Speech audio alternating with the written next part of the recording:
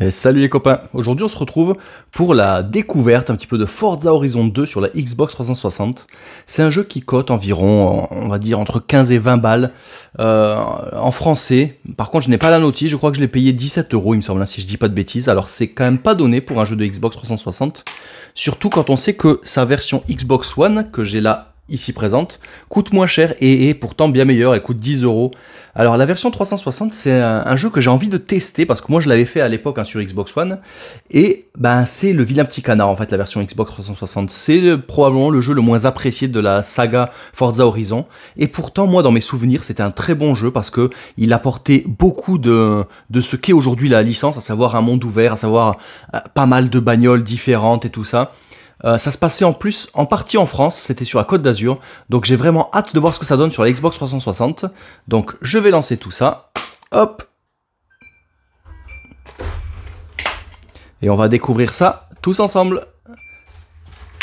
Allez, c'est parti. Allez, salut les potes, on se retrouve donc du coup pour jouer à Forza Horizon 2, à savoir donc le vilain petit canard de la famille des Forza Horizon. Un rôle que je ne comprends pas vraiment parce que je trouve que c'est vraiment un bon jeu. Moi je l'avais beaucoup apprécié à l'époque, même encore maintenant c'est plutôt agréable à jouer. Alors je pense que c'est dû au fait que il est également sorti sur Xbox One, hein, donc en toute fin de vie de la Xbox 360. Et clairement si on regarde des vidéos comparatives sur YouTube, ce que je vous invite à faire, on voit que clairement il y a eu un énorme gap technique et donc du coup la version Xbox 360 est clairement en dessous. Mais vous allez le voir, c'est pas non plus honteux. C'est pas non plus honteux, c'est pas désagréable à jouer. On lance ça immédiatement. On prend le disque dur.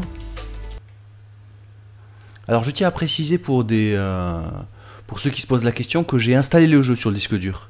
Donc du coup, pour une bonne raison déjà, c'est parce que la Xbox 360 est pas loin du micro et j'ai pas trop envie d'entendre le disque turbiné, donc c'est pas très agréable ni pour vous ni pour moi. Et en plus, les temps de chargement sont peut-être un peu raccourcis et tout ça, donc je vous conseille à le faire maintenant sur Xbox 360. Les disques durs, ça coûte vraiment rien du tout. Si vous avez la possibilité d'installer vos jeux, c'est quand même cool, hein. Généralement, vous êtes sur le menu, vous appuyez sur X, détail du jeu, installez le jeu sur disque dur et ça change tout. Alors pour vous situer, j'ai lancé le jeu tout à l'heure juste. Je l'ai fait à l'époque moi sur Xbox One justement, donc c'est pour ça peut-être que j'en ai un très bon souvenir aussi. Donc là on est au tout début du jeu, hein. J'ai juste fait l'intro en fait où on est dans la Lamborghini justement et on arrive au festival Forza Horizon qui est organisé par ce mec qui ressemble vraiment à Geoff Keighley je trouve, qui présente actuellement la Summer Game Fest. Est-ce qu'on s'en foutrait pas un peu? Ouais, je pense qu'on va passer, hein, bro. C'est le scénario et c'est vraiment très bateau, hein. Et on commence du coup par sélectionner notre caisse. Alors, une petite BMW Z4, on voit qu'elles n'ont pas du tout les mêmes performances, hein. On part sur une bagnole un peu vintage muscle car classé D. Toyota Supra RZ de 98, c'est vrai que j'ai un petit faible pour les japonaises moi quand même, hein. Je vais partir là-dessus, même si c'est pas la plus puissante des trois. Rien que pour la gueule quoi, et puis le mythe, la Toyota Supra c'est quand même quelque chose. Les couleurs constructeurs, hein. Les couleurs spéciales, qu'est-ce qu'il y a comme... Ah, on peut choisir après les... Non, je prends des couleurs du fabricant et je vais la prendre en blanc. Elle est belle en blanc, hein, comme les jantes là. Il faut vraiment sélectionner cette voiture, tout à fait. Excellent choix, on a les mêmes goûts. Alors moi, il y en a beaucoup qui trouvent que cet épisode il est un peu bâtard parce que c'est pas le premier, mais il n'a pas non plus le gigantisme que peut avoir le Forza Horizon 3, 4 et 5. Mais en fait je trouve que c'est peut-être l'épisode le plus important parce qu'il donne toutes les bases en fait. Toutes les bases elles sont là. Le monde ouvert, ce qui n'est pas le cas dans le 1. Dans le 1 le monde est semi-ouvert. Il y a un peu plus de voitures, alors pareil on est très loin du nombre de voitures qui sont proposées dans le 3, 4, 5. Mais c'est quand même pas mal. Des courses, comment ça s'appelle, des défis avec des zones de dérapage, comment ça s'appelle aussi, des radars, pardon, excusez-moi, je cherche mes mots, donc des radars à faire passer le plus vite possible. Comment ces courses? Je vais pas choisir la difficulté, bon j'espère que c'est du moyen. Alors, premier avis graphique, c'est pas dégueulasse franchement. Je trouve que la modélisation des véhicules est vraiment honnête à vue de nez, on reconnaît bien les voitures. Il y a des reflets qui sont pas pourris, on voit qu'on est plutôt sur la fin de vie de la Xbox 360. Le framerate, bon, pour l'instant ça va, ça m'a l'air d'être du 30 fps, mais du 30 fps plutôt constant. J'ai fait bien pire hein, en jeu de bagnole, en jeu tout court d'ailleurs. Je trouve que c'est pas dégueulasse. Le gameplay, bah, je l'avais déjà découvert tout à l'heure vite fait en faisant juste la scène d'intro. Je trouve que ça répond plutôt bien. Après, bon, la manette Xbox 360 n'a pas trop vieilli, hein. C'était une très très bonne console. Surtout si on compare à la manette de la PlayStation 3, hein, la DualShock 3 qui elle fait vraiment rétro gaming hein, pour le coup. C'est une DualShock 2 avec des gâchettes molles quoi derrière. Vraiment moi c'est une manette que j'aime pas du tout. Hein. Alors désolé hein, s'il y a des aficionados de la PlayStation 3, mais c'est vrai que moi autant la console était très bien, mais la manette c'était juste impossible. Par contre c'est vrai que graphiquement certes c'est tout à fait jouable, c'est agréable, mais on est quand même bien en dessous de ce que peut proposer la Xbox One. J'ai même pas regardé quand est-ce qu'est sorti ce jeu. Je suppose du coup en début de vie de la Xbox One et fin de vie de la 360, donc je dirais peut-être 2013 dans ces eaux-là, 2014 éventuellement, mais je dirais plutôt 2013. Première place, cool. Ah et un petit succès en plus, qui va bien, ça fait toujours plaisir. Et voilà, une course, une victoire. J'ai bien choisi encore un succès, bah dis donc. Je suis content d'avoir pris la Supra, c'est vraiment une belle caisse. Bon après, est-ce que j'ai besoin de vous présenter Forza Horizon? C'est une licence qui est assez connue, surtout si vous jouez un peu à la Xbox. Plus maintenant en fait, vu que le 5 est enfin passé sous le giron également de la PlayStation. Hein. Je trouve ça très bien d'ailleurs, moi l'ouverture de Xbox. Ce serait bien que tout se fasse pareil. Moi je suis pas un fanboy, j'ai mes préférences sur chaque génération de console, j'ai ma console préférée. Mais une génération c'est PlayStation, une génération c'est Xbox, une autre ce sera Sega, enfin bref, je suis pas un fanboy absolu et en soi bah, je trouve ça très bien que les joueurs PlayStation ils puissent profiter de Forza. Alors forcément certains diront oui mais qu'est-ce qui justifie aujourd'hui de posséder une Xbox? Bah déjà le Game Pass, la manette, l'interface, le feeling, je sais pas moi, et puis les jeux sortent généralement aussi plus tôt hein, sur Xbox. Hein. Les jeux, je veux dire, exclusifs à Xbox. Hein.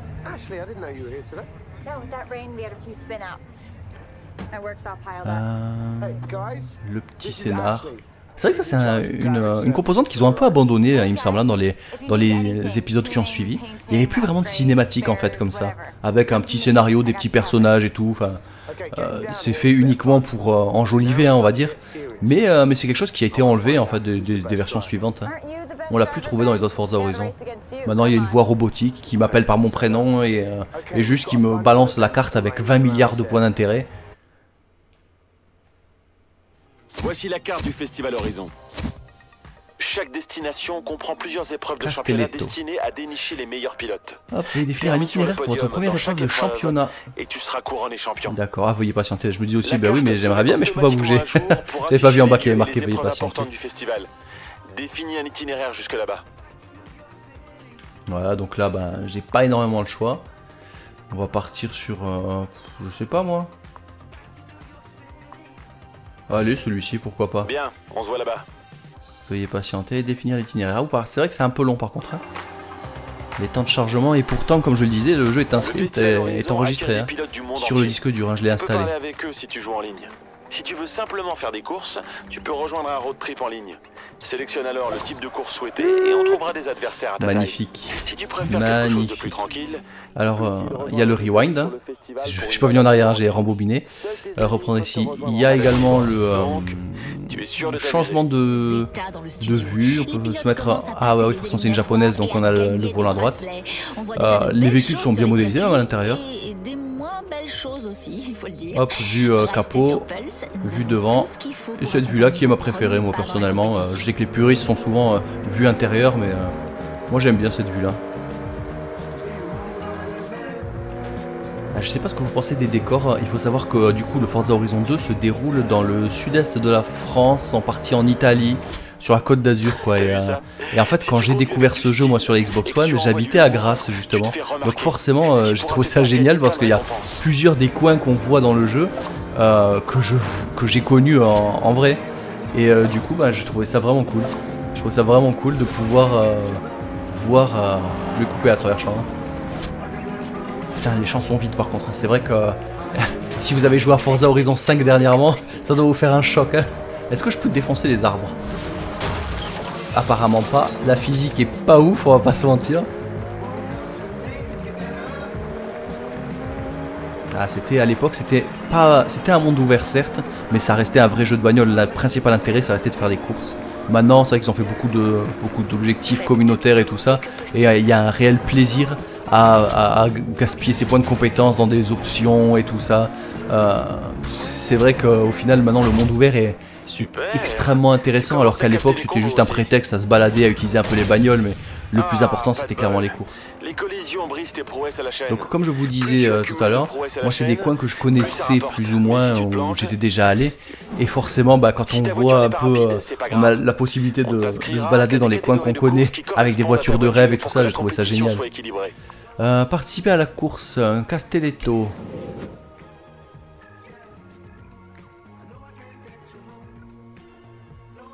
Ah, la petite Corvette ZR1.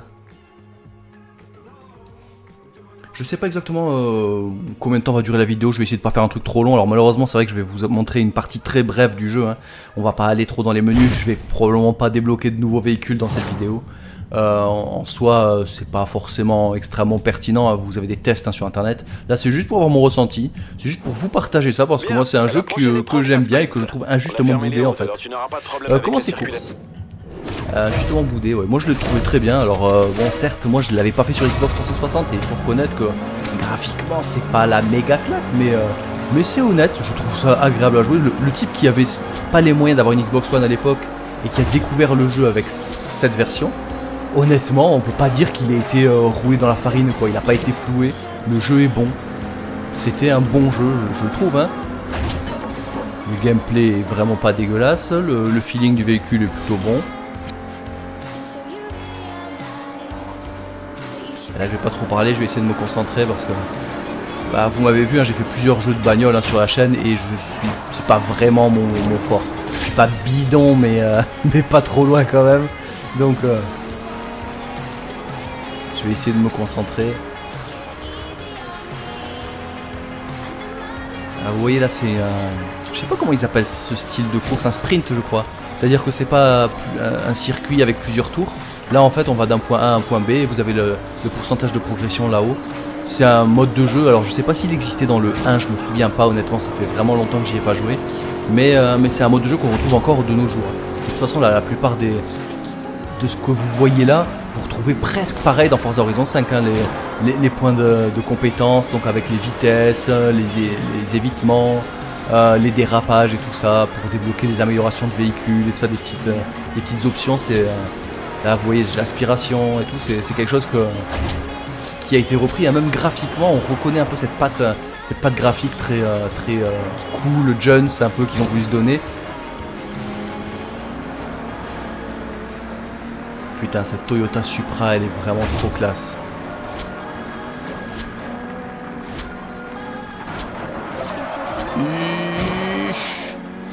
Ça passe. Dérapage maîtrisé.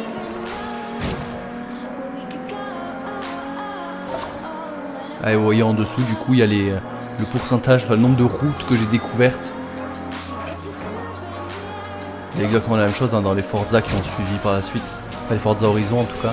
Clairement moi j'ai une préférence pour les Forza Horizon. Comme je vous le disais, j'aime bien jouer aux jeux de bagnole mais vraiment en mode no brain quoi, sans prise de tête, juste pour se balader, juste pour voir des belles bagnoles et tout ça. Et donc du coup forcément je suis plus team Forza Horizon que les Forza Motorsport qui sont beaucoup plus orientés simulation et donc du coup beaucoup plus exigeants, qui demandent beaucoup plus d'investissement, de temps, d'effort, de concentration. Moi je suis plus dans le style balade, promenade et jolie bagnole quoi. Yes, encore une victoire. Et honnêtement je trouve que c'est une licence qui n'a pas vraiment son pareil de nos jours. Il n'y a pas... les Gran Turismo sont peut-être très bons, je sais pas, ça fait longtemps que j'en ai pas fait, hein.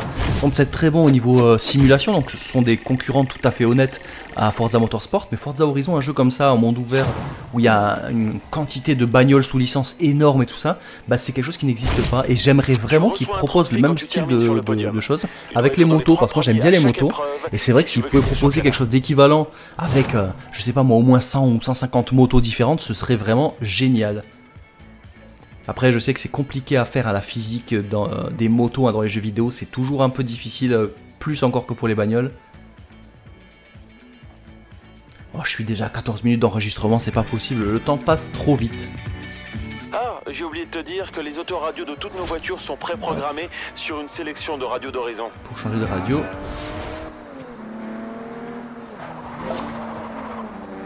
Hop. Là vous voyez en bas sur la TH il y a les différentes routes, donc là elles sont blanches parce que je les ai déjà vues. Mais là par exemple vous voyez il y a une route qui est grise, c'est que je ne l'ai pas encore découverte et si j'y vais donc du coup ça va me déverrouiller la route. En soi c'est vraiment, ça ajoute quelques points, des points horizon, je crois des crédits horizon, je sais pas vraiment à quoi ils servent, je me rappelle plus vraiment. Progression générale 0%, c'est pas énorme. Acheter voiture, tiens on va voir un peu ce qu'ils proposent peut-être. Salut toi, quoi de neuf? Voilà, alors comme vous voyez j'ai 10 000 crédits, autant vous dire que ça va être un peu limité niveau achat de bagnole. Et là vous voyez donc du coup les voitures qui sont proposées à la vente. C'est des voitures qui sont sous licence. Oh une Honda Civic, bon elle est pas toute jeune celle-là. Bon vous voyez le nombre il peut paraître vraiment ridicule si vous le comparez à ce qui se fait de nos jours hein, sur les Forza Horizon. Mais à l'époque, c'était vraiment pas dégueulasse déjà. Vous en avez pour tous les goûts. Il y a de la muscle car américaine, de la japonaise bien énervée, de l'anglaise, de l'européenne. Hein, regardez ça un peu. La R5 Turbo. C'est pas beau ça, Vauxhall. Hein, c'est la... Je crois que c'est la filière anglaise d'Opel, il me semble, hein, si je dis pas de conneries. Fiat.